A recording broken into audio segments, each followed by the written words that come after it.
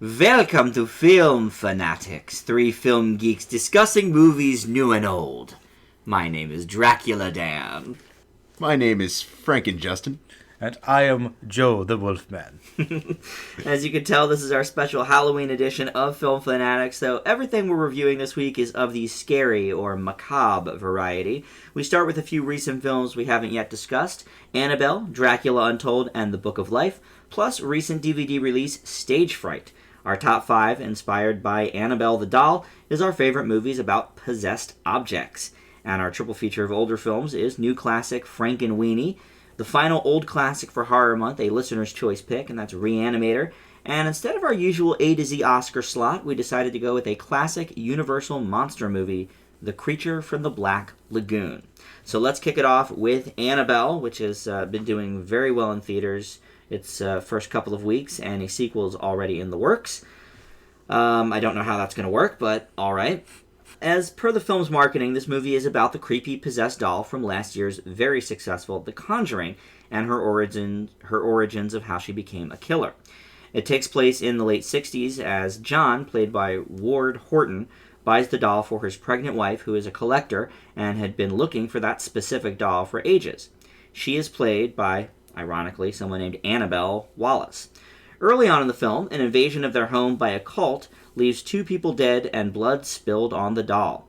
Creepy things start happening in their home after that, and even follows them to their new apartment after they have their baby. They eventually find out that the doll has been possessed by the satanic cult home invaders and wants the newborn baby's soul. It may seem like something of a spoiler to basically explain the entire movie in my synopsis, especially since they don't find out about the doll's possession until there's like 20 minutes left, but it's incredibly hard for the audience to miss since that's the entire premise. Plus, between every scene, director John R. Leonetti lingers on the doll, the audience expecting something to happen with it. But it doesn't. It doesn't move. It just sits there on the shelf or in a rocking chair. And in fact, nothing of much interest happens in the entire first hour of the film because of this. Some freaky stuff definitely happens, and I admit I got spooked a few times, but it had zero to do with the doll or Leonetti's constant close-ups on it. And it's really a shame, because as we learned a few months ago when we did The Conjuring for New Classic, I really loved that movie. Not that I thought Annabelle could come close to that level, but I at least expected her to have something to do in it. And like I said, it does still have a lot of scares, just she doesn't have much to do with them until the end. And as the title character, that is a bit of a problem, so I leave Annabelle with a C. Joe? Sounds like a slightly different feeling about it. Yeah, this one's been getting mixed reviews all over the place, so I'm interested to see what you guys thought of it. Well, I mean, we're kind of on the same page, but I think for a different reason. Okay. I actually kind of agree with you that this movie didn't really need to have Annabelle in it at all. Mm-hmm. I mean, that was one thing that really annoyed me. They're obviously selling the whole Conjuring connection by constantly having these shots of her, these close-ups, expecting like a twitch or a turn. Yeah, turn your head or something. Something creepy, and it's like, and they do the same thing they did with The Conjuring every time. Right. And then they like somehow connected the box from The Conjuring as her theme now, even though it's completely unrelated. Right. Different object, different storyline. That really annoyed me. And as we see late in the movie, she can move. She can. So it was just like, okay. and like, to be fair, I wouldn't say that she's not completely involved, because she is. She's kind of the source of these things. Right, but as we learn. But with the doll specifically, no, nothing really happens until the end, sort of. Yeah. Really, though, I actually felt like the movie had a pretty good hook. I thought that there were some interesting aspects to the story in the beginning. I did have some interest. I thought the performances were okay. There were some scares. There is another creature kind of similar to Insidious. It's kind of another wand related, but genuinely some scary scenes with that. But I felt that as the movie went along, it really delved into just pretty much every kind of cliche for a horror movie of this type that you could possibly imagine. It was extremely predictable. There wasn't a whole lot of tension. And really, there were some interesting side characters, some decent performers, but really every character was useless. They say, hey, let's go approach it from this angle, give you some information. Oh, yeah, fine. And then somebody decides to do something, and it doesn't really work out. Yeah. So really, it seemed like it was just basically wasting time. Even Alfre Woodard, as the older woman that works in the bookstore, who I love her. She really wasn't. She just didn't. I mean, she explained a little bit, but not really. Her sole purpose was exposition. I mean, I guess you could argue, technically not giving anything away, she could be the most beneficial, But even putting that aside, she was pretty useless. I actually personally, I thought the priest was the most useful person because he actually did something. Yeah, he was good. So it's just like, I just felt like it was a pretty decent start, but as it went along, just kept getting more and more cliche, more and more frustrating. I mean, I can't say that it didn't kind of scare me at some points, but overall, though, it's a pretty average movie, and I'm actually going to agree with you. I give it a C as well. Interesting. Justin, what'd you think? It's hard to think about this film without using the words cash grab. Straight from the advertising, the film almost if not completely rides on The Conjuring's coattails instead of trying to stand on its own feet by featuring the arguably creepy, albeit wholly unnecessary doll from that film. The sad part is that while the film never captures the spirit of the atmosphere of The Conjuring, there's definitely promise that never quite manages to get completely tapped.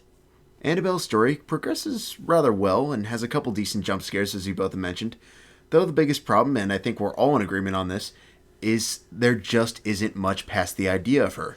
Yes, characters die and many creepy things happen, but Annabelle really serves no greater purpose than to watch the action and look, well, creepy. It's fun for the first 2 or 3, but after the 8th instance, it just gets annoying. Annabelle's not a bad film, but unfortunately, like her role in The Conjuring, there's not much need for her either, and I give it a C as well. Interesting that we're all on the same page for such a mixed movie. I do find the doll very creepy. In real life, it's a Raggedy Ann doll. This doll was obviously created for The Conjuring to be super creepy. But can I ask you something? Do something with her. Yes. Yeah. I know it's a horror movie, and I know it's supposed to be purely entertainment, but some dolls are kind of creepy by nature. I think that this doll, in real life, no one could design this doll to be that creepy unless it was a themed Halloween type thing. Right, like why would you have this doll in your collection? It's so hideously ugly. There are some scenes we were joking about it, like, they see this collector's item, like, I'm going to get this for my granddaughter. You're a horrible person. Yeah, at the end of the movie, right, the old woman comes in, like, the thrift store or whatever it is, and, that doll looks great, I'll get it. No. Why? It's all scarred up. It's in terrible condition. Yeah, and at that point, right, it was all scarred up from everything that happened. It's meant to look demonic. I mean, that makes no sense. Or is she, like off? That scene definitely did not need to be in there. Oh, yeah, that's another problem with the movie. It had, 5 endings. We actually said... yes, Justin said it was... black many times. Peter Jackson, I think Justin said, right? Yep. It had, it could have ended 4 times. Yes, I definitely agree with that. It's like, come on, just... Pick one. We're fine. Well, and anybody that saw The Conjuring knows that it's in the case at the Warrens' house. It makes it, Yeah, and we already saw that part, so I don't know that they needed to even have that part, even though this is technically more about the doll than Conjuring was, but yeah, there were a few extra scenes there. And really, the scene at the beginning with the Warrens explaining, and talking to whoever about, that didn't need to be there either. Start the movie with the family. Previously on The Conjuring. Yeah. Yeah, it was basically. It reminds me, Justin, when you say cash grab, though, a lot of the cars and planes connection. It's like they are really riding The Conjuring the entire way. The entire tagline is, before there was The Conjuring, there was Annabelle. And even when they say, I believe it's actually part of the title. It is. It's like when you see it on the marquee, it actually, the little strip actually says The Conjuring's Annabelle. So it's like, it is dependent on it. And it's going to get a sequel now. And I mean, I see potential for it to be better. Mm-hmm. There were some things about it that were very good. Yeah. But there was just a lot holding it down. So it is a very mixed bag of a movie. Yeah. And it was scary, but I have a problem when none of the scares have anything to do with the doll. That's your whole premise. It would be like, if Chucky just hung out in the corner and while watched everything happen, It's literally okay, there is a creepy thing in this movie that we're going to occasionally pan to, but it has nothing to do with anything. Well, and because of the marketing and the close-ups every scene of Annabelle, it left nothing to the imagination of the viewer when you see, that demonic, Satan-y type creature. You're like, okay, well, that's obviously Annabelle's doing something, because otherwise why does this movie exist? Yeah. It would have been maybe a little nicer to get a little bit of suspense from that. Yeah, I agree. You'd think. All right, well, hopefully our next movie will do the trick a little better, and that is Dracula Untold.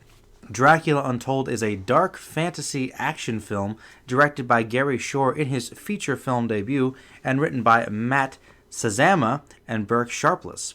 The film bases the origin story for the title character, Count Dracula, by portraying the story of Vlad the Impaler. Luke Evans portrays the title character, co-starring with Sarah Gadon and Dominic Cooper. After a bloody war with the Turkish Empire, Vlad has been attempting to live in peace until the Turks demand his son and the rest of the nation's children as a price to keep the peace. Deciding against this, Vlad fights against his enemies. However, realizing that he may not have the power to do so, he turns to an ancient vampire to borrow his power for 3 days. The catch is, if he gives into his desire for human blood, he will become the monster we all love and fear. I have to say that I'm surprised to see the legend of Vlad the Impaler from a more sympathetic angle, but we actually do see our hero in a more positive light for once. Since I had pretty low expectations, I am happy to report that this did have some good attributes. Evans and some of the other cast members give some decent performances to add some depth to their roles. The effects are fairly impressive, and the action is good enough. The story itself provides some intrigue to the mythology, and a few horror elements here to provide some disturbing atmosphere. Sadly, these things actually do bring the movie down a bit from a narrative standpoint.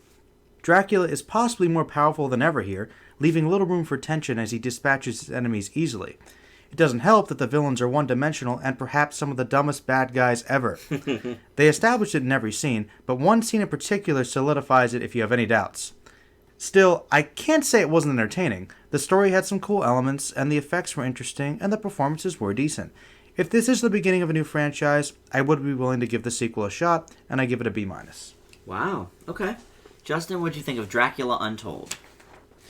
To start, Dan and Joe, I sort of find it ironic that we began this year with what we considered, particularly in your very, very epic review of I, Frankenstein, fan fiction of a classic monster tale, and now, with about 2.5 months to the end of Season 2, we have another. Mm-hmm. Where I have to give I, Frankenstein a few pity points comes from the fact that they were at least trying to tell a different story, whereas Dracula Untold essentially rips off the opening prologue from Bram Stoker's Dracula and runs with it for the remainder of the feature. The final product is ugly, nonsensical, forced, and arguably most important by Dracula standards, just not scary.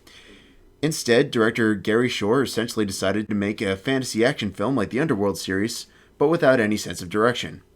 The action sequences are short and sloppy, and usually feature characters that are wildly underdeveloped, and yet at times seem to demand that the audience care whether or not they live or die.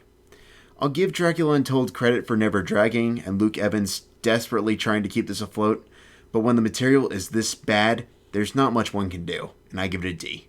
Wow. First of all, it's definitely better than I, Frankenstein. I'll start there. That's one of my least favorites of the year. But, Justin, I am definitely a little more in line with you on this one.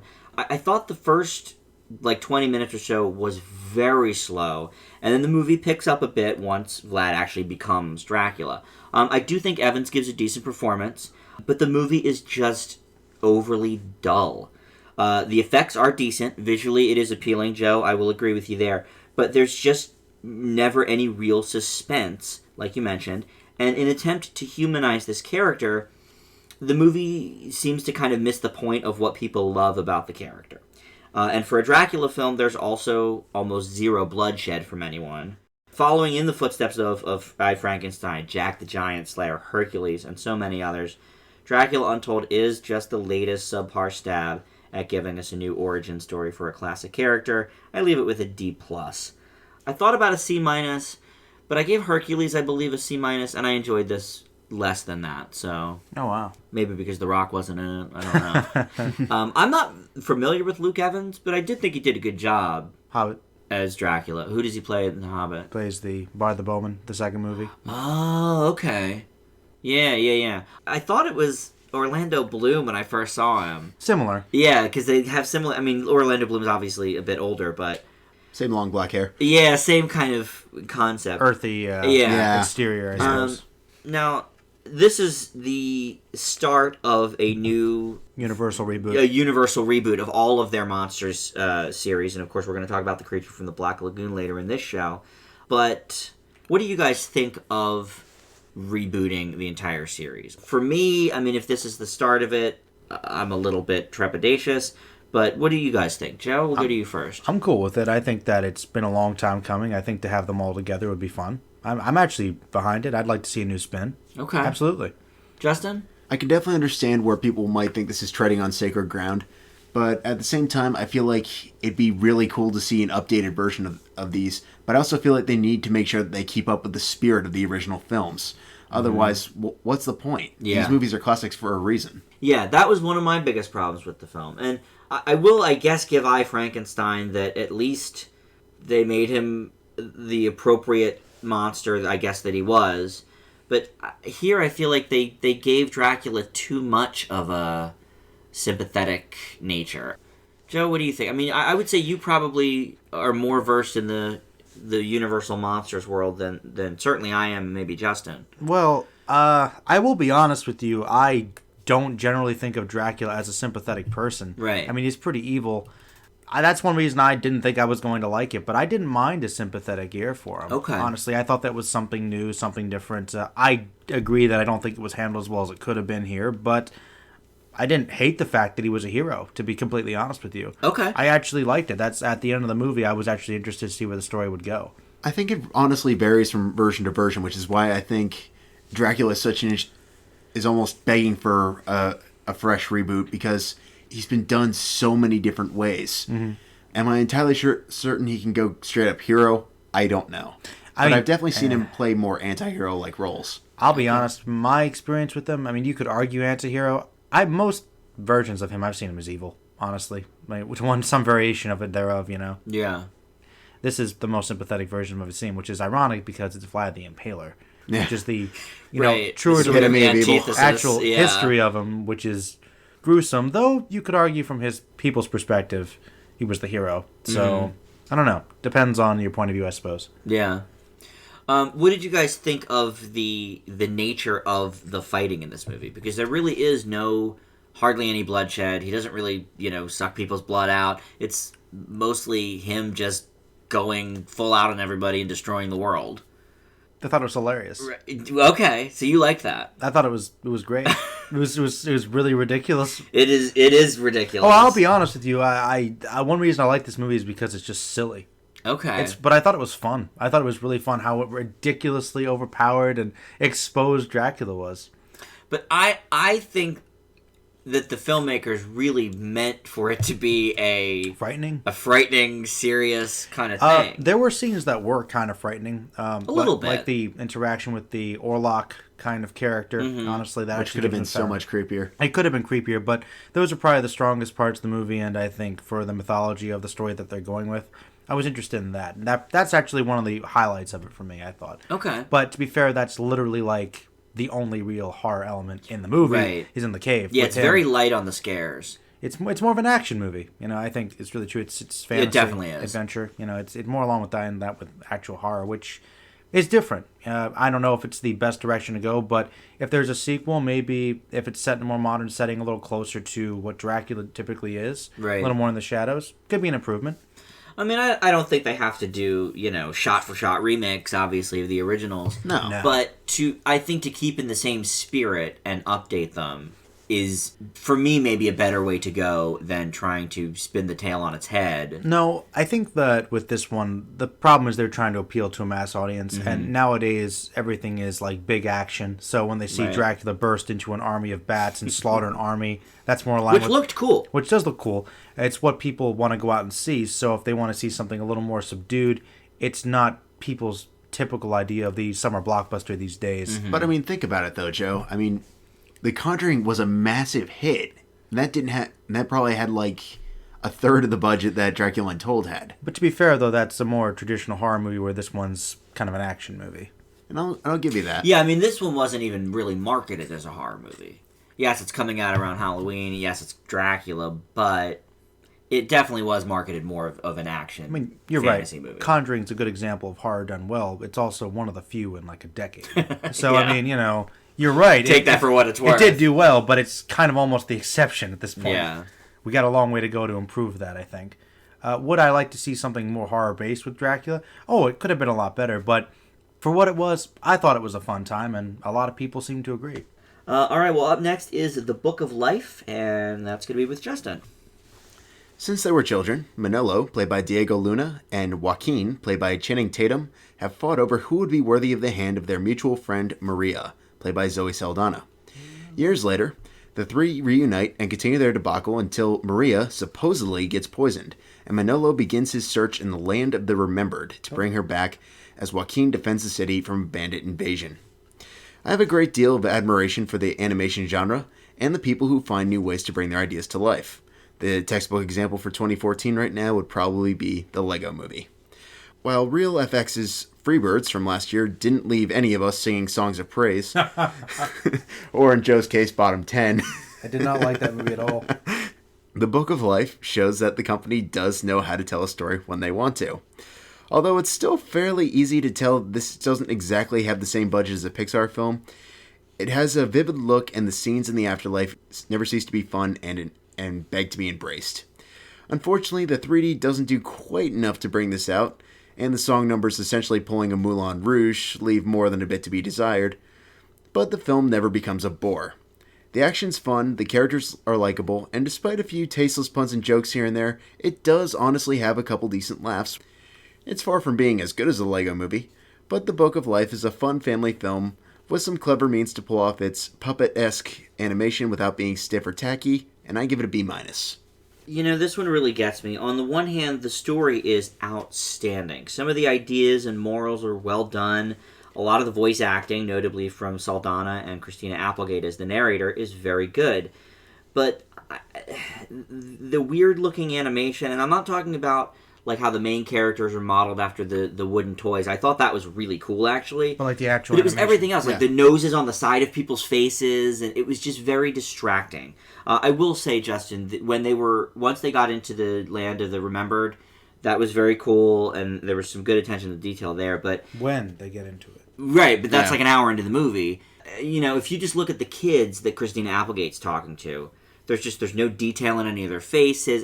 It's very Freebirds-esque animation. Yeah.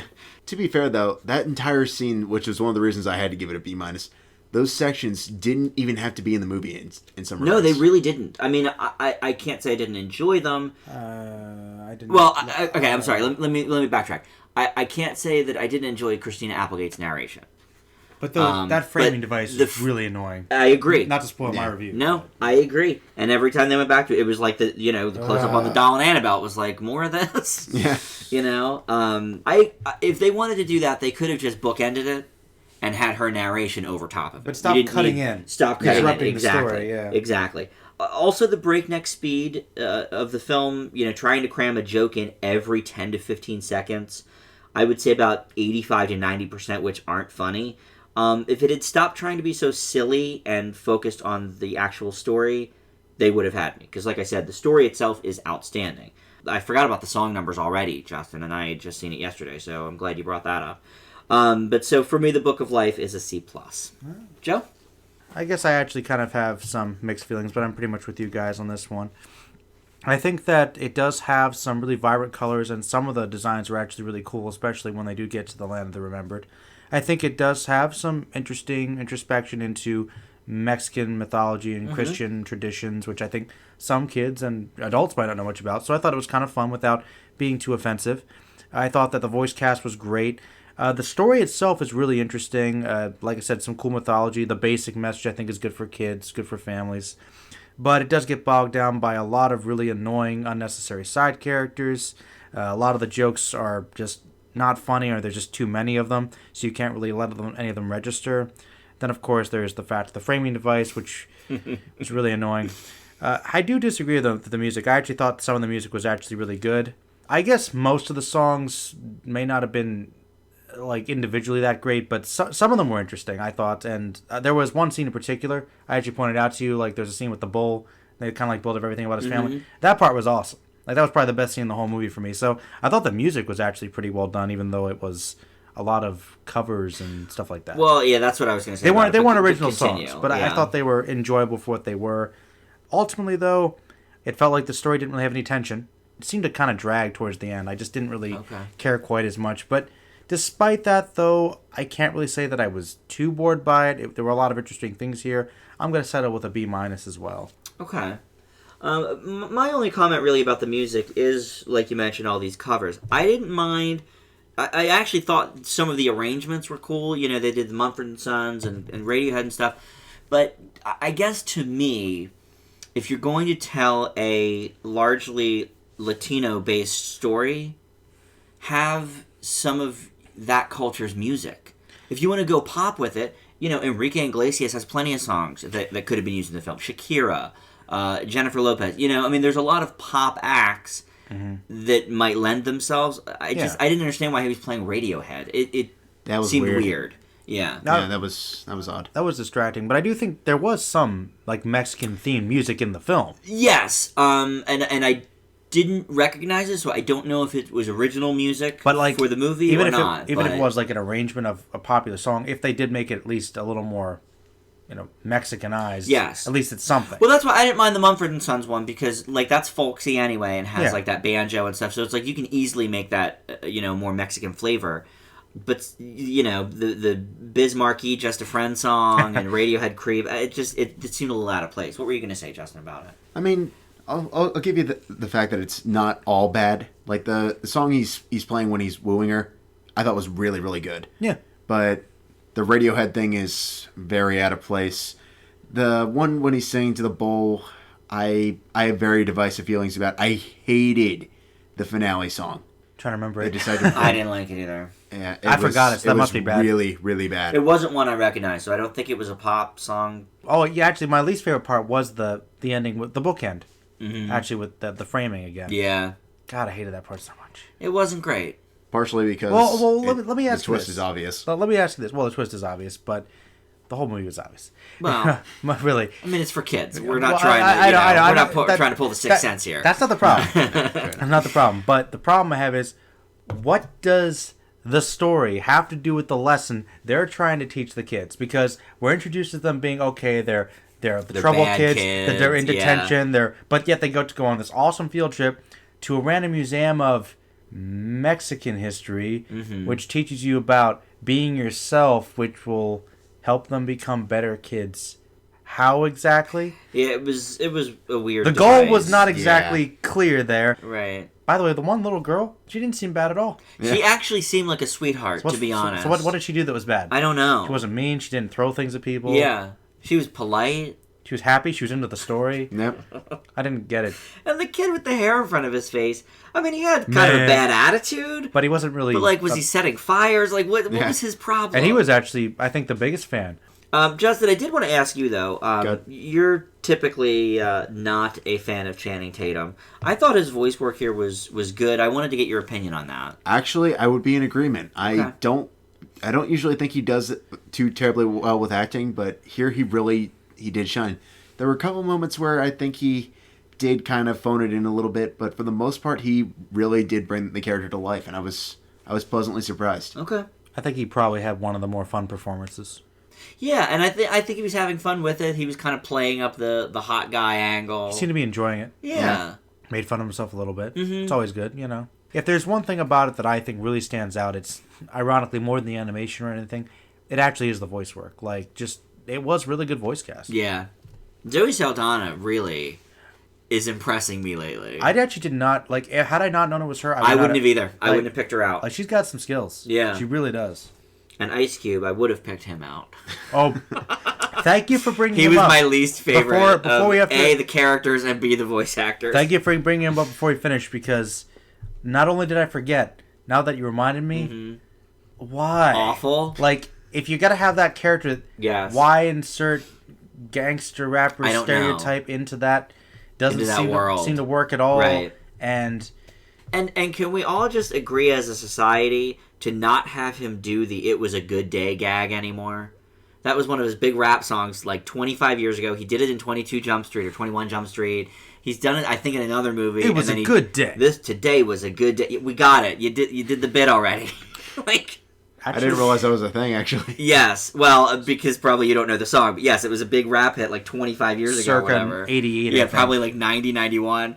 And, he keeps doing it and all of his... Obviously, it's written for him. I can't blame it on him. No. But... we get it at these Ice Cube. We don't need to, put in these rap references as well. Yeah, exactly. All right, well, next up is our home media moment. And this week, that is Stage Fright. 10 years after their Broadway performer mother, in a cameo by Minnie Driver, is killed backstage during her starring musical The Haunting of the Opera, Teenagers Camilla and Buddy, played by Ally McDonald and Douglas Smith, are being raised by a man about to stage a revival of The Haunting of the Opera at a musical summer camp full of theater geeks. This man is played by Meatloaf.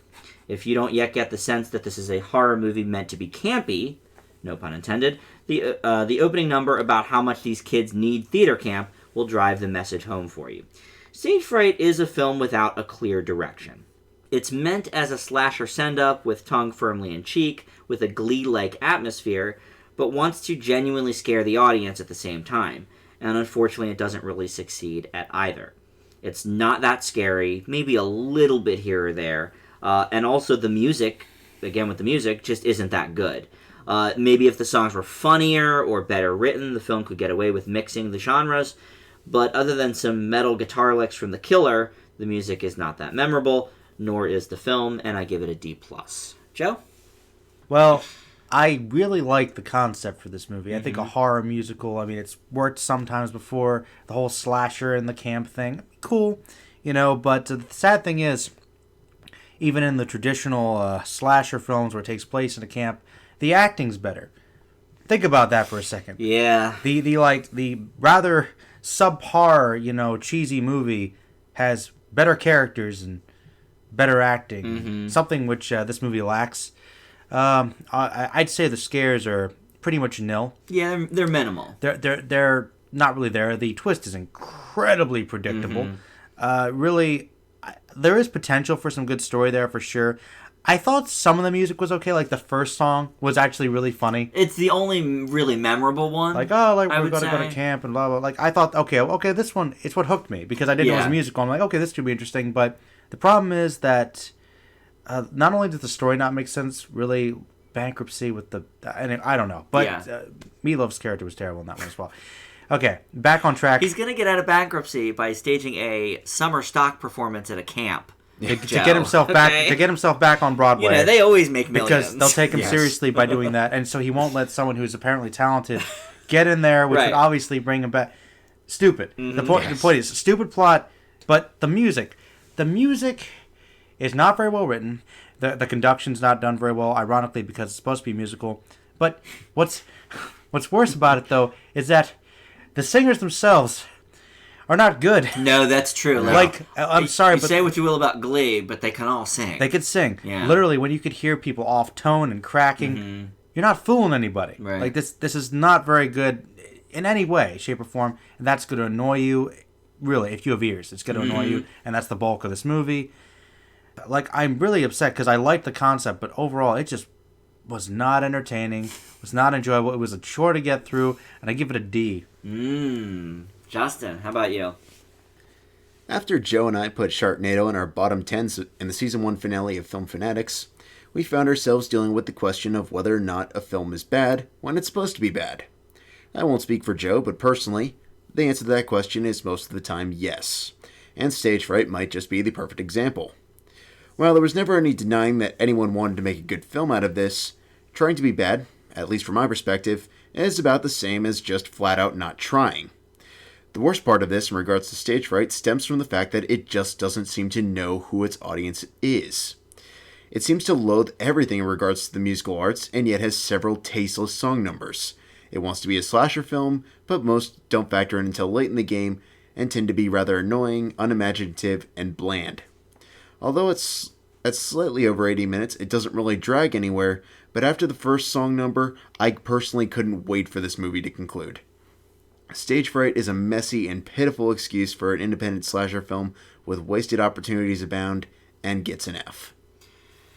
Another F from Justin. It's a shame because when we were sort of going back and forth about, okay, well, we're going to do this Halloween theme show. Let's get a scary movie that's just recently out on DVD. I read the synopsis for this. It's all right. I said, Meatloaf and Minnie Driver, and I told Justin. He's like, oh, sounds great. I'm in. I thought it might be fun. It's just not. It's really not, and it could have been. Not. It's kind of a soulless movie, ironically. It is actually. Like, it's trying to be charming and fun, but nobody seems to be having fun. Meatloaf looks like he's having a horrible time. Yeah, I don't know what is going on with him. Like, literally, he looks good. I'll give him that. He lost some weight. He looks fine, yeah. but like normally he has a obviously great stage presence, and he's known for having fun no matter what he's doing. And he likes to ham it up sometimes. Yeah, go over the top. And this would have been a great role to do that in. Perfect, but he's just so... He almost plays it straight. Which is weird. Yeah. Really, really weird. I mean, even if they had just been trying to go for a straight-up parody of musicals, there is so much they could have thrown to the fire that would have been great. Yeah. And that opening number was the seed of that. And then somehow they just planted it in the wrong field or something, and it didn't grow. Because that opening number was fun. Justin, you gave it an F, so maybe you didn't think this, but I thought it was an I thought it interesting was start. fun. It intrigued me. Yeah. And then after that, it was just... That was the end of the good music at all, you know? Well, it's weird, too, because tonally there was a huge shift. Because I think if it's supposed to be a comedy, a musical, I don't know. I'm not really sure, but at the beginning, the prologue didn't seem particularly well done, but at least it seemed like it was trying to be dark, serious, slasher, maybe homage to the old days, but then it just switches to like this really goofy musical. Right. And then they try to interlock it, and it just never works. Well, and of course, classic Netflix with their only mentioning the actors people care about. I thought the opening was a dream sequence when Minnie Driver dies because she was listed as second billing on Netflix. Well, of course. So I thought, okay, probably, well, this must be a dream sequence and she's going to be in this movie. But then you see the cast is Meatloaf and a bunch of nobodies. And a bunch of nobodies that can't sing. So... Why couldn't they get people that sing? I don't know. Like if they could just do that at least. How hard could it be? Walk outside of the American Idol line. There's got to be at least some people that can sing. I mean, like, you know, or the boys. Difficult. Right, like they will sing for free just to get the publicity. Exactly. They might get a gig otherwise. Right. You know, and I'm not saying like everybody in the cast couldn't sing. Like the chorus stuff was fine, but the individuals, the main cast was fine. Like the one girl, her rival. Mm-hmm. Oh, really bad. People and they're supposed to be blown away by it, and I'm just listening like. This is not good. This is not good at all. Or go the other way with it and know that your cast can't sing. And then, so part of the joke, quote unquote, is that, they're at a theater camp because they need to learn how to sing. You know, or something along those lines. At least it would make sense. Right. Unless that was part of the joke that all went over our heads. I don't know. Well, I mean, I don't know. Justin, you seem to think that it was intentionally made to be bad. I didn't get that impression. I just thought it was bad. Oh, I thought it was meant to be bad as well. I agree with him on that. Really? Yeah. From the opening song number being so corny and stuff, that was when I was like, okay, this is going to be like a jokey kind of campy movie. I thought it was trying to be funny. Like not, I thought they were trying to obviously play it up for comedy, but I thought that it was trying to be good. Okay. See what I'm saying? Like, yes, bad in the conventional sense of slashers and musicals, but it was supposed to be like, haha, you know, so bad it's good, kind of. I'm not entirely sure. Much like Dan, I also think that the opening song number was overly corny. The complete storyline doesn't make any sense, and like I said before, if they had been going for a straight up parody and actually like throwing in some stuff that actually is coherent and relevant instead of basically almost taking a hateful approach to musicals. Yeah. Well, that's kind of why you do parodies, I guess. I mean... No, parodies I didn't find it hateful. Parodies are generally done when you love something. Well, I guess that's true. Even with parodies, I mean, there's still some degree of respect for them. Like, nobody thinks that Young Frankenstein is completely destroying... Is completely harassing... Well, somebody probably does, to be honest. To be fair, though, Justin, your metaphors today are like, you're taking a crap-tastic movie and... putting it up against, like, the pinnacle. Like, Dracula Untold, no Conjuring. Well, no. You know, obviously, Young Frankenstein is, like, one of the peaks of parody. Well, you brought up parody, so that's what I was trying to say. No, I mean, I certainly get your point, and it's well made. But get some context. That's like comparing apples to garbage. You know? Yeah. Touche, good sir. Okay. Sorry, I really thought that would be a fun one when I read the synopsis. Well, Meatloaf's usually fun. I thought so, too. Yes. This just was not that. No. All right, well, up next, we're going to do our top 5 movies about possessed objects in honor of the Annabelle doll. All right, well, I'm going to start with number 5, and that is Christine, the car. Oh, yeah. It does sort of verge on that campy nature because it was made in the 80s, and it has, the soundtrack and all that stuff. But the car is pretty frightening. and it's pretty. The graphics and the effects, actually, for the time when Christine gets put back together, are pretty cool, I have to say. So, very, very scary, but also very fun. My number 4 is Child's Play, and of course that's with the Chucky doll. Yeah. I just saw this one this week for the top 5, actually. Wanted to broaden my possessed objects a little bit, and I had a really great time with this movie. I don't think I need to see any of the follow-ups, but... Probably not. Maybe the second Maybe one. 2? I like the second one. Okay. I mean, I'm a big Jennifer Tilly fan, so maybe... Well, I'll be honest Bride with of Chucky. you. No, I've heard it's horrible. It's fun if you want a drinking game, I guess. Okay, well, I can see that. But no, I thought this movie was great. And, you know, I had a doll sort of like this. I guess Chucky's modeled after the My Buddy line of dolls. I had like a My Buddy knockoff, like My Pal or something. But he really looked the part a lot, so, you know, it brought back some memories for me. But I thought it was cool that they had him as a cute little doll. You know, the Annabelle doll is ugly as sin, as we talked about. You know, Chucky, it really is an adorable little creature. When he's not, you know... When he's not trying to stab everyone in the taxi cab Great or elsewhere. voice, too, right? Yes. One of the most talkative of these slashers. Yes, actually, that's very true. He really likes to he's funny. chat it up with everyone, and he is funny. He has a good sense of humor. Probably not for the people he's murdering, but for the viewer, certainly. My number 3 is Monster House, and that's the house itself, of course. You know, Joe, you've brought this up on a couple of different top 5 lists. I love that movie. And for me, it just always misses that cut, so I'm glad to finally put it on one of my top 5s.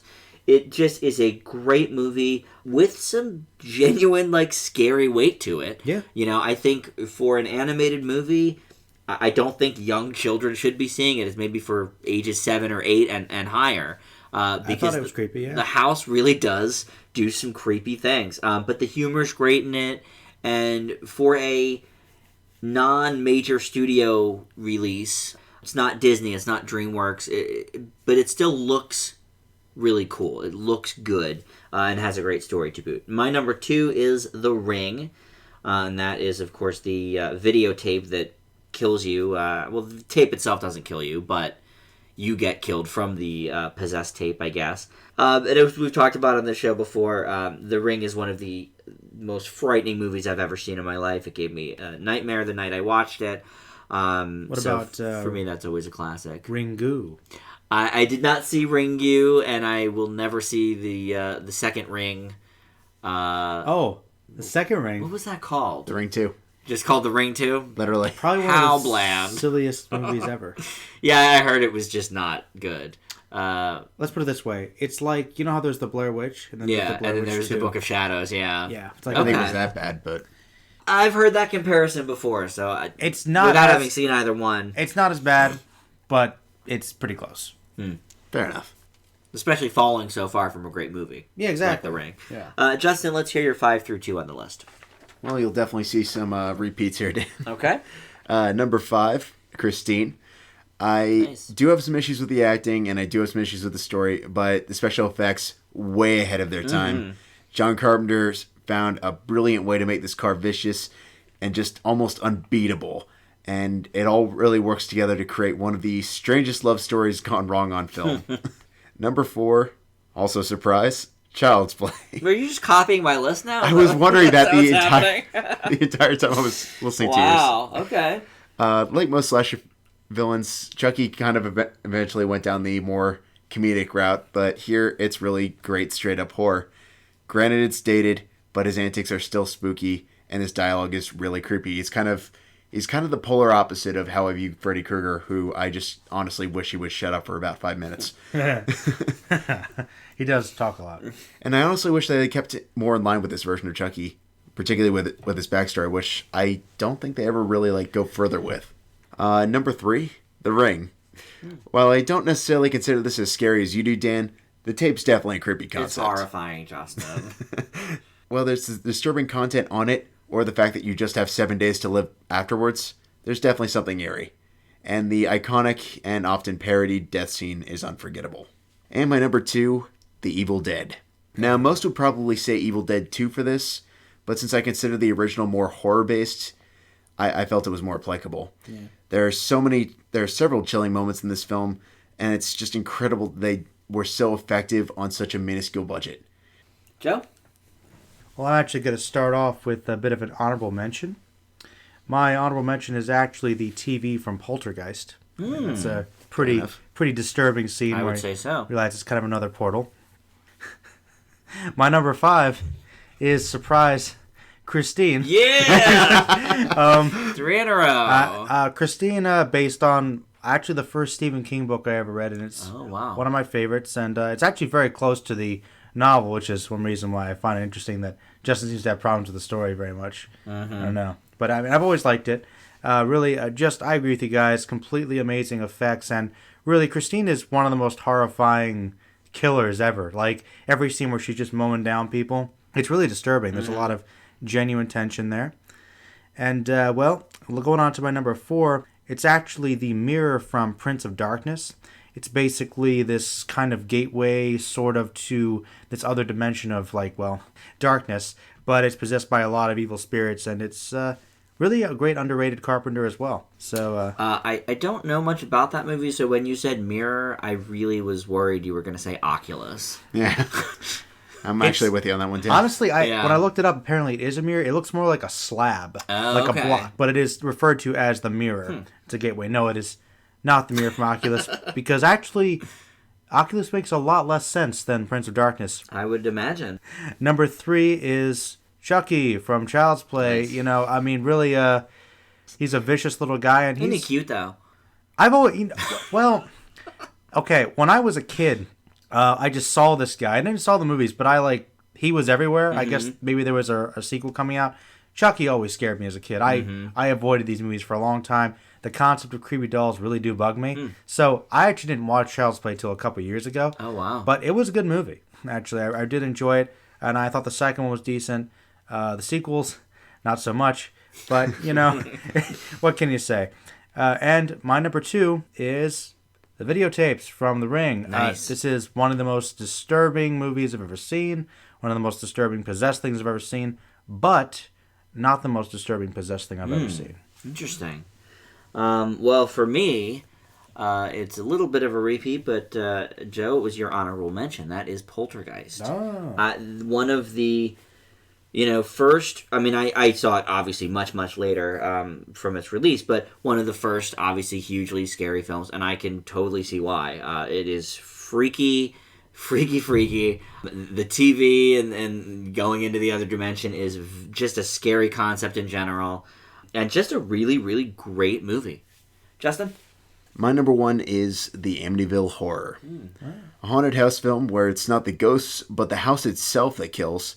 And right from the still shot opening credits, we get a great idea of the house's possessed entity. And I would still say without any shame that the glaring climax is probably one of the most frightening things I've ever seen on film. All right. Joe, how about your number 1? My number 1, I watched probably when I was too young. And it kept me up, and it was The Ship from Event Horizon. It's a sci-fi horror, not to spoil anything, but basically the spaceship gets possessed by a lot of horrific things, and it is trying to kill everybody. And it is Yikes. Disturbing. You never get to see Sam Neill in a more frightening experience. Ooh. So, definitely. Now, did you know that was a horror movie when you turned it on, or... You just thought it was sci-fi? I thought it was sci-fi. Uh-huh. But it was a sci-fi with supernatural elements in it. It was pretty disturbing. Yeah, especially if you're not expecting it at that young age. Oh, no, it is embedded in my mind, and I'm probably never going to watch it again. Wow. I have never seen it. I will admit, it might not be as scary as I remembered it being. But it'll stick with you, I'm sure. Let's put it this way. There's a scene where they actually show what happened when the ship got possessed, what happened to the former crew. Dan would not be able to watch that scene. Arms going into places they shouldn't necessarily. And taking stuff out they shouldn't necessarily. Okay, I definitely don't like that. So, as I said, pretty disturbing. Yeah, I bet it is. It really is. All right, so let's move on now to our triple feature of older films. And first up, we've got new classic Frankenweenie. In this full-length version of Tim Burton's 80s stop-motion short film classic made for Disney, Sparky, the dog of a young boy named Victor, dies. Inspired by a science class demonstration, Victor brings his dog back to life by harnessing the power of electricity, but wants to hide it from everyone, including his family. Some of his bully classmates end up finding out and try to find out how he did it, so they can also resurrect loved pets, resulting in mayhem for the whole town. Victor is voiced by Charlie Tahan, who we talked about just weeks ago in the new release Love is Strange, and many Burton past favorites like Winona Ryder, Catherine O'Hara, and Martin Landau also have roles. Clearly an homage and somewhat a parody of old Frankenstein movies, Frankenweenie has a great grasp on children and how they think, and embodies some of the best elements from former Tim Burton movies. Daringly released in black and white, which some studios, I would imagine, might fear would turn kids off, but it's so imaginative and relatable to children that I don't think it's a problem in the least. In fact, without some of the bells and whistles of many animated films, maybe it makes the compelling tale easier to concentrate on. Adults will love the references and beautiful animation, too. It's far from Burton's best work, maybe not even top 5, but if this is a child's first foray into Burton's universe, it's definitely a good start, and I give it a B+. Joe? It's much in the line of Paranorman, actually. Kind of a very similar idea here. Came out within weeks of each other, too, which is bizarre. Interesting. Yeah. Almost like a competitive force, you could say. Really, I kind of always liked the story of Frankenstein. It was kind of cool to see a new twist with it, but with a more modern feel and kind of focused more towards children. But overall, though, really liked the message. Liked the characters a lot. Had some good voice work. Liked the animation. I liked the quirky setting, in line with a lot of Burton's films. But I don't know if I'd say it's one of his best, but I thought it was actually one of the better ones I've seen from him in quite a while. Certainly the last maybe decade, it's up there. I have to say, one of the negatives from me, though, was something we pointed out, and just the blatant stereotyping. Racism. I know they're going for like kind of a 50s idea. Maybe that's supposed to be the point, but I didn't think that was necessary. I liked the character, but it could have been a little less stereotypical, I thought. Maybe a little less offensive.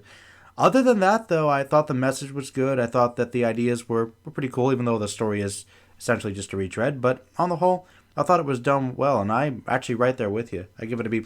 Nice. Justin, how about you? Frankenweenie's a film I have about as much praise for as I do criticisms. I loved Tim Burton's original short film and was more than excited to hear about a feature film version, particularly with the stop-motion animation he made iconic producing The Nightmare Before Christmas. While the final product isn't quite as good as I had hoped, there's definitely some promise here. To start, the animation complements the narrative, and the film has every bit as much charm as the original. That said, this also introduces its biggest problem. It doesn't do much to elevate the material past the short's narrative. A few things are added, though most of it doesn't come into play until the very end, and while the impact is certainly felt, albeit whether or not it's too dark for family entertainment could easily be called into question, it just doesn't feel like enough. Alongside that, for some reason, Burton kept the film in its 80s roots, and some of the stereotypes, such as Joe mentioned with the Asian characters, could be easily taken as offensive. Overall, Frankenweenie's mostly solid family entertainment with an adequate spookiness to it that just doesn't quite make the push into being more than simply good, and I give it a B. So, as the only one of us that has seen the original, so you thought that there was like some padding that went into the feature length? Sort of. Like, most of it just sort of felt tacked on. I wish they had brought more to it than just simply going with the short story and adding in like one or two things to keep things interesting. They just kind of fleshed out some characters a little more, fleshed out the ideas a little more, but it's basically the same movie. Like the entire climax with the mutations added in. And you did or did not like that? I thought it worked well with the stop motion. I just don't think we had enough time devoted to that. So I guess padded would probably be the proper words to put there. Was the original short in stop motion? No, it was live action. Oh, it was live action? It was. Oh, I always thought it was a cartoon as well. And by the way, thank you for answering something I was wondering the whole time I was watching it. Like, that is probably some of the best stop motion I've ever seen, because it looked like flawless. It looked like computer animation to me. Yeah. So I was really confused, but that's very awesome. Yeah, I didn't actually know for a while that was stop motion, because it definitely doesn't look it. Smooth. It's like it's really impressive. Yeah. Better than Box Trolls even, which That's we actually commented exactly how great the animation was. what I was thinking. Because though I will say, I think that the attention to detail in Box Trolls, like I agree. like definitely more detail, more texture, more layers. But in terms of the fluidity, oh, Frankenweenie, hands down. Yeah. So you actually like the short better. I like the short better just because it was more contained. It flowed more. This, it's like we essentially get the short, and then we get the extra stuff. I can understand that. I just think that since it is a short, it would have to be more contained by nature. So maybe that's one reason it seems more fluid. It does, but I still feel like a feature can still have that contained nature that doesn't really waste any time. Yeah. As somebody that's never seen the short, I didn't think that there was like any dull periods. You know, like I thought it flowed smoothly. Actually, to be honest, I thought it flowed smoother than Paranorman. But when I watched Paranorman, I thought that middle part, the second act, they got a little lost in the various story arcs. The thing about this one, it was very focused. Yes, it was. It was very straight-ahead story. There weren't a whole lot of side stories going on. There were side characters, his parents, but there weren't, like, side stories, really. So it wasn't hard to mess that up. The science teacher getting fired was about the biggest side story we have. Which was still kind of directly connected. So right. All right, well, that's very interesting. I mean, I'd like to see the short sometime to compare, but I definitely didn't think this dragged at all or anything. I wasn't saying it dragged. I don't think it elevated the materials. All I'm getting at. Okay. Well, Joe, you're up next with our old classic. This was a listener's choice from listener Alex, and he chose for our horror month ReAnimator. ReAnimator is a 1985 American science fiction horror comedy film based on the H.P. Lovecraft story Herbert West's ReAnimator. Directed by Stuart Gordon, it was the first film in the ReAnimator series. The film has since become a cult film, driven by fans of Jeffrey Combs, who stars as Herbert West, and H.P. Lovecraft, extreme gore, and this combination of horror and comedy. The film follows West as he encounters Dan Kane, played by Bruce Cabot, a fellow medical student who he recruits in attempting to utilize a new formula to bring the dead back to life. Ooh. This leads to severe consequences, including the dean stumbling upon their work and the eventual interference of the evil Dr. Hill. This film definitely has a right as a cult classic. It's a cool blend of the silly with some genuinely creepy moments as well, though admittedly it's hard to see where the two separate sometimes. Combs is a favorite of mine, though I know him mostly from his work in science fiction and his voice work in cartoons. Even in his early performances, he obviously pours love into this top role and steals the show in every scene he's in. Not to say that there isn't some, good performance there from supporting cast members, and a few less adequate ones, but considering the silly nature of the film, I find this forgivable.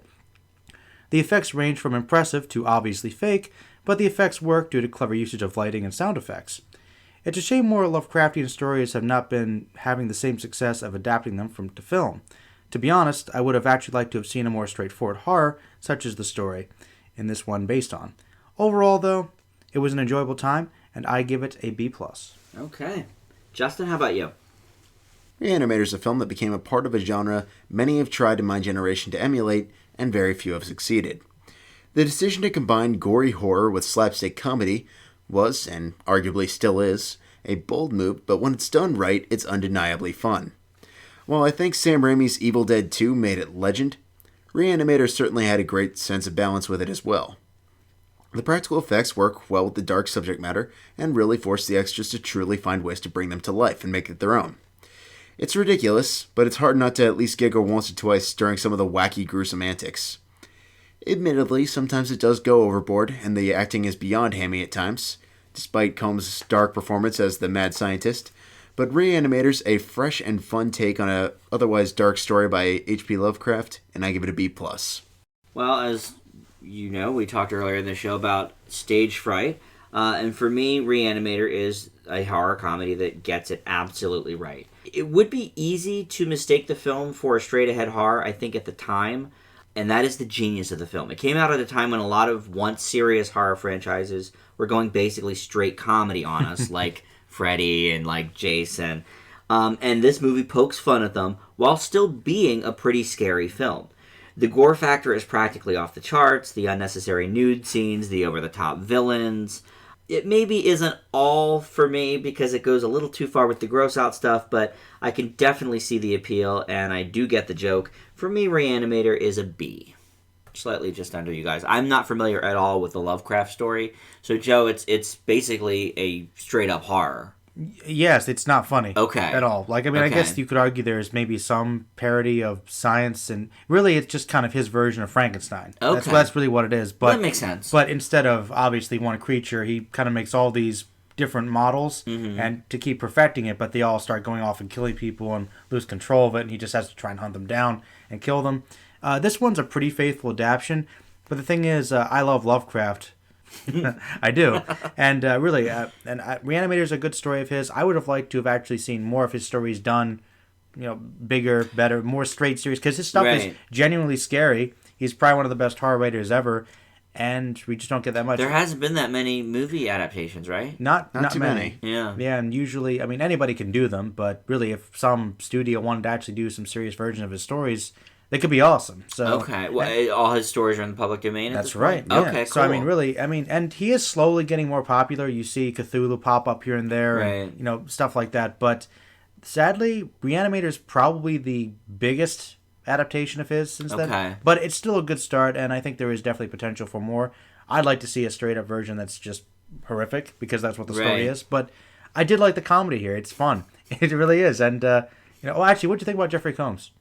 I liked him a lot. I mean, I think most of the acting in this, like Justin mentioned, is pretty hammed up and really over the top.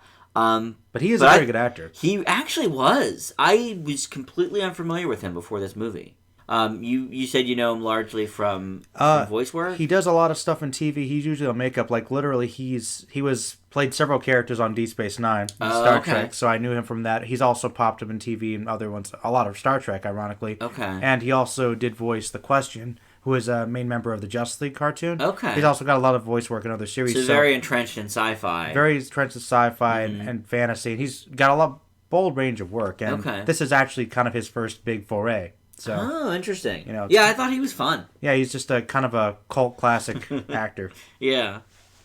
And Justin, you were the only one of us that had seen this before, right? That's correct. How's the second watch work for you? About the same, to be honest with you. Okay. I mean, it definitely helps coming back to it after seeing a lot more films of the ilk, like Evil Dead 2, like, I'm not entirely sure if you're going to agree with this one, Joe, but Cabin in the Woods. I didn't think so, but I do. And I would even argue the films of Edgar Wright. I think it helps when you're a little bit more in on the joke. Mm-hmm. But overall, so when you first watched it, did you take it a little more seriously? I knew of its reputation. I didn't know how that was going to work for me. Mm-hmm. But I mean, you can definitely see it. I think it helps a little bit when you know how the pieces fit together, and therefore you're a little bit more in on the joke. But I mean, the first time around, definitely did get the dark comedy sense to it. Mm-hmm. Yeah, because I'm just imagining people watching this in 1985 and just not quite knowing. Because I mean, I have to imagine it's one of the first of the horror comedies. Because once Nightmare on Elm Street started going like more slapstick, that was pretty much a comedic take on a horror movie. This is more of a blending, I think. You got to look at it like this, though. Traditionally, a lot of horror films from pretty much the 50s up, a lot of them were bad. And people knew they were bad. I guess that's true. Like 70s, 80s. Yeah, you're right. People went out to have a good time. Like, there are a lot of lower budget kind of quality MST stuff. 3K stuff. Kind of. So, I mean, I think people might get it. I think that that's true. Some people could see it as a horror film. Plus, there was some horror comedy before this. I mean, Rocky Horror, Little Shop of Horrors, things like along those lines. I guess that's true. So people have poked fun at it. I do like Little Shop of Horrors. So stuff like that. Yeah. Okay. So I mean, it's maybe one of the big forerunners, but I don't think it was the foundation necessarily. Well, I enjoyed it. That was a good pick from listener Alex, and we'll be doing another listener's choice for November. So if you have any ideas, Horror Month is done, of course, so it can be really anything. You can let us know that on the Facebook group of Film Fanatics with an exclamation point, or hit us up here on the YouTube channel. And we're going to close now with, usually we do an Oscar A to Z film, but this week's Oscar A to Z would have had nothing to do with our theme for the show, so we decided to go old school and pick the Universal monster classic Creature from the Black Lagoon, and Justin's got that. After finding unique skeletal remains, Dr. Carl Maya, played by Antonio Moreno, puts together an expedition to try and find more. Just when all hope seems to be lost, the team comes across a frightening gill man who attacks them, kidnapping and eventually falling for the damsel Kay, played by Julie Adams, as the team prepares a rescue. Looked like a human. Yeah, pretty much. Perhaps it's the fact that I grew up with monster and kaiju films, but there's a certain charm to these kinds of movies that really can't be found in any other genre. Yes, the acting is lackluster at best, and the effects are, more often than not, are horribly dated, but there's so much dedication involved that it's almost impossible not to find some degree of entertainment. The film flows steadily, keeping the action with the creature relatively involved after the second act, and the general interplay in regards to the creature is campy gold. Granted, like most early 3D films, the close-ups do get annoying from time to time, but fortunately these are few and very far between, so it doesn't hurt the film too terribly. Although Creature from the Black Lagoon isn't quite as good as Frankenstein, or other iconic monster films of that ilk, the film definitely earns its place as a monster movie cult classic, and I give it a B. Listen, I don't know what you mean about the dated effects. I didn't see wires at all when that bat flew out at that guy. What wire? Yeah, what wire are you talking about? But as one of the later creatures in Universal's Monster series, the big hook for this movie was that it was in 3D, and underwater 3D no less. But seen on the small screen 60 years later, all the gimmicks are taken away, and what's left is truly one of the classic monster movies of all time. It's fun, a bit chilling, the cinematography and underwater directing is really well done, and the monster himself is great. Like all great horror movies, the villain is much more compelling than any of the human characters, and in this case has a lot more brains as well. Talked about some stupid decisions. But it's easy to see why the Gill Man is so enduring to fans of the genre, and why his likeness has made his way into everything from Buffy the Vampire and The Simpsons to the A-Team and Robot Chicken. I give The Black Lagoon an A-. Joe? Well, when it comes to The Creature of the Black Lagoon, I do agree that it is not quite on the same level as some of the other classic horror films, but I do think he definitely has his place. I think that in regards to this particular one, I actually agree. I think that even though the effects were kind of campy, there still is a charm to them. But some of the cinematography actually worked well. Yeah. Like, especially the underwater scenes, I was generally impressed by that. Mm-hmm. Didn't see that too much back in the day.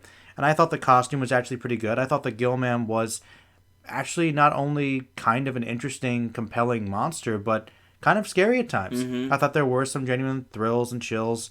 You actually were kind of curious to see how they were going to get out of this. Even though they do make some dumb decisions, I do think the characters were still likable for the most part. Oh, yeah. At least the main guy. They were just idiots. They were just kind of silly. But I thought that some of the themes were really interesting here. Some really interesting, introspective look into science fiction at the time, and just the ideas about science and man versus nature, and just the concept of evolution. I thought that was pretty bold to make this whole broad claim about that in regards to this in a time where it might not have been quite as open. Yeah, that is true. So I thought that particular theme was very interesting. I was very engrossed in that whole concept. I liked the idea of the mission. I thought the story flowed very well. And like I said, I thought the effects were great. I'm right there with you, Dan. I gave it an A-. I thought it was a really good movie. I really don't understand, though, why they kept saying he looked like a human. When they first discovered him, they came back on the ship, and we were making fun of that the rest of the movie. That was bad, but it was not as bad as being unable to go around a branch. I didn't get the branch part. It was literally just a thin branch. No, I mean... It wasn't like a log. I guess it was like kind of trying to have the suspension of disbelief take us, but literally you can clearly see that it's just a small branch in a big river. Not only could they go around it if that was big of a problem, to be honest, it was such a big boat they could crush through it. And this is a huge plot point in the middle of the movie, which is just silly. But and at one point, they pan the camera down, and you see that, like, the rest of the branch is entangled and all this stuff. But who cares? You can just go over the top. You're on top top of the water. You know? Oh, no, we can't go around it. I guess they realized, hey, these people wanted to get the heck out of Dodge, so they're just, if they didn't, they need a reason to be stuck there. So, yeah, that part was kind of silly. It was. But I don't know. I mean, I think we've come to expect that a little bit by the 50s. Yeah. Right? I mean, you kind of mentioned when we were talking about ReAnimator that there was a sort of campiness to a lot of these films of that time period. And I think this fits right in there with it. I mean, absolutely. No, it's not super scary, It's not. But It has some. it's got some chills to it, I think. You kind of like are surprised, like when he goes and grabs the guy's face and murders him horribly. Yeah, that is true. Yeah, in the beginning. It's like there's some Marketing notwithstanding, but that was the hook. See the native get murdered. Yeah, the DVD had 3 trailers on it, and that was the main part of all of them. See the and he dies in like the first 5 minutes. Yeah, 5 minutes probably in At least the movie. they didn't give anything away. No, that's true. The same cannot be said for trailers of today. And I like the fact that it does keep into the general idea of the universal monster, that they are frightening, but they're kind of misunderstood. They're misfits. Mm-hmm. You see them kind of sympathetically, like it's not their fault. Kind of classic with Godzilla films, King Kong. It's true. Similar idea with a lot of these. You don't see them completely as threats. you actually make a very interesting point. One of the issues I had with giving this a higher grade dealt with the fact that it kind of seemed like a King Kong ripoff. I wasn't entirely sure how you guys felt about that. Maybe like it was heading that direction, but it never quite goes all the way. I definitely see what you mean with the, falling in love with the bathing beauty over here and that kind of theme. But that's more common. Yeah, I think a lot of films probably play off of that theme. That predates King Kong, really. King Kong certainly is probably the most glaring example in cinema. Yeah. I would agree with that. But, I mean, that didn't really bother me, but I do see your point. I mean, it's not straight up ripoff, but right. it's there. Yeah. No, I can't deny that. But that was very fun. I would love to see more of the monster movies. Maybe next year maybe that'll be our new thing. Our new thing for Halloween, the Halloween show. Well, next week we will return with a regular show. We're going to play catch up on a few movies that have already been released. Fury being the main one with Brad Pitt, but also The Best of Me and Addicted, which has been out for over a week now. So we'll tackle all of that plus some other new releases next week. So it'll be a pretty stacked show. If you have not yet subscribed to our channel on YouTube here, go ahead and do that. And then, Joe, on your Merlin channel, you guys just posted your second of the controversial movies. That's right. Which is very exciting. So everybody can watch that. Anything else exciting coming up for you? Well, actually, I'm probably going to have a little Halloween special. Oh, nice. Indigo and I are going to be doing our top 3 favorite horror movies. So oh, very cool. Brief little video there. Just top 3? Just top 3. Okay. Keep it quick. Yeah. And that should be about it for now. But I've got some more fantasy-related reviews in the works. Okay, and our 5-word reviews, you can find those weekly on Film Fanatics on Facebook, and our Twitter feed is at Film Fanatics Pod. That's going to do it for the show this week, and thanks for listening. We'll see you next week. Bye!